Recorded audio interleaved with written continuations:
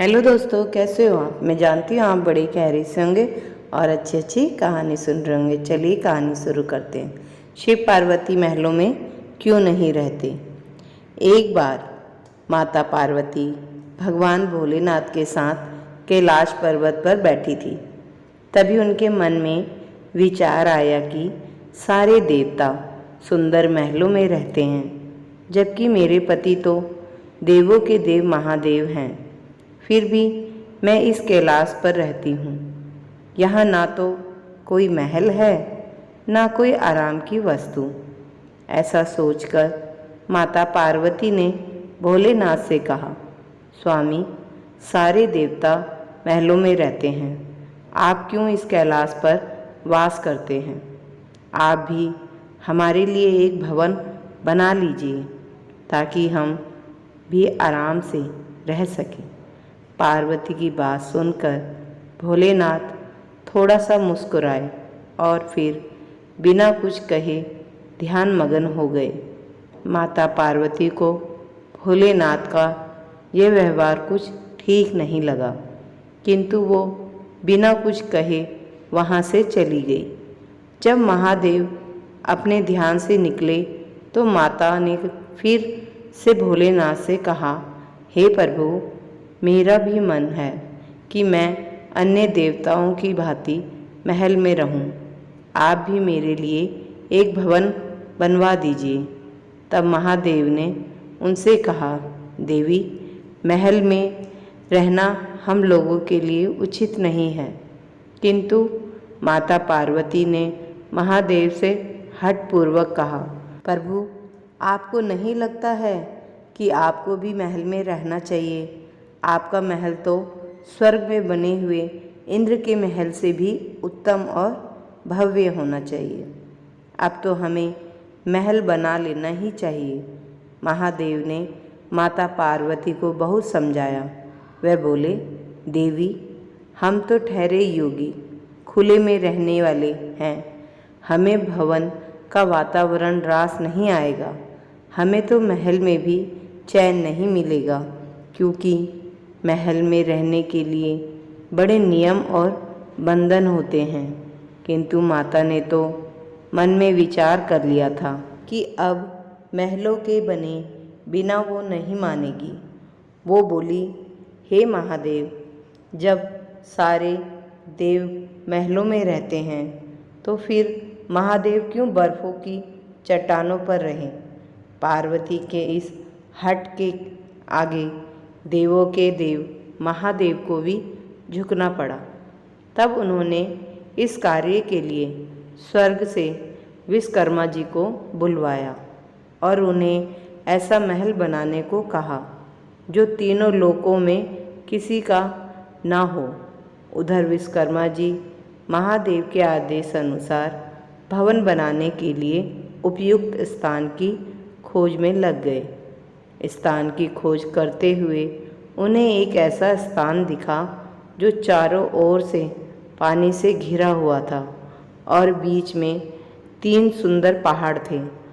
वो पहाड़ों पर तरह तरह के फूल और वनस्पति से ढके हुए थे। उस स्थान को देखकर विश्वकर्मा जी ने उसके बारे में माता पार्वती को बताया। जब माता पार्वती ने उस स्थान के बारे में सुना तो उन्होंने खुश होकर भवन बनाने का आदेश दे दिया। विश्वकर्मा जी ने भवन बनाने की शुरुआत की और अपनी विशिष्ट कला का परिचय देते हुए भवन के साथ साथ वहाँ एक सुंदर नगर का निर्माण भी कर दिया। वह नगर देखने में अति सुंदर था। विश्वकर्मा जी ने उस महल और नगर को सुंदर बनाने में अपना पूरा योगदान दे दिया था। जब उस महल को माता पार्वती ने देखा तो उनकी प्रसन्नता का ठिकाना ना रहा। उन्होंने विश्वकर्मा को धन्यवाद देते हुए उनकी बहुत प्रशंसा की। विश्वकर्मा माता पार्वती और भोलेनाथ को प्रणाम करके अपने लोक को चले गए। घर बनाने का कार्य तो पूर्ण हो चुका था। अब माता ने महादेव से कहकर गृह प्रवेश का शुभ मुहूर्त निकलवाया। गृह प्रवेश के समय ऋषि विश्व आचार्य भी आ गए थे। सभी देवता भी उस समारोह में आए हुए थे। जिसने भी उस महल को देखा वही आश्चर्यचकित रह गया और उसकी प्रशंसा करता रहा। वास्तव में वह भवन भी बना ही अद्भुत था। गृह प्रवेश विधि के पूर्ण होने के बाद महादेव ने आचार्य से दक्षिणा मांगने को कहा तो विश्व ने मना कर दिया। वह बोले, प्रभु, क्या कोई भक्त अपने भगवान से कुछ मांगता है? ऐसा करके तो मैं पाप का भागी बन जाऊंगा। मुझे कोई दक्षिणा नहीं चाहिए। यह कहकर ऋषि विश्वा जाने लगे तो महादेव ने कहा, ऋषिवर, आपको दक्षिणा तो लेनी पड़ेगी।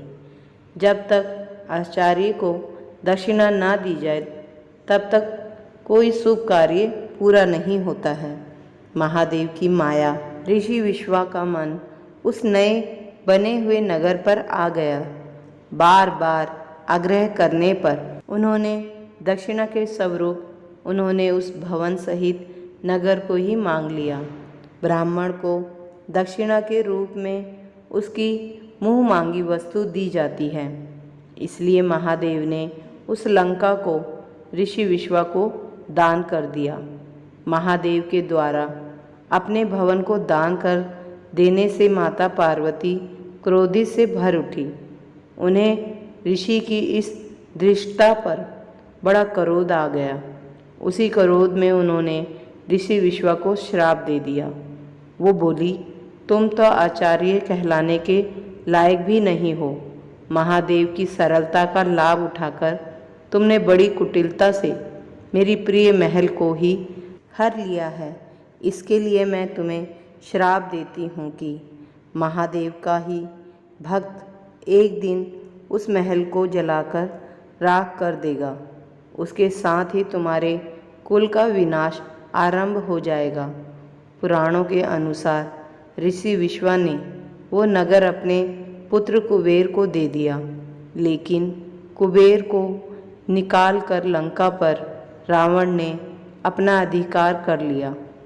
त्रेता युग में शिव के अवतार हनुमान जी ने उस लंका को जला दिया और उसके बाद विश्वा के समूल कुल का विनाश श्री राम के द्वारा किया गया।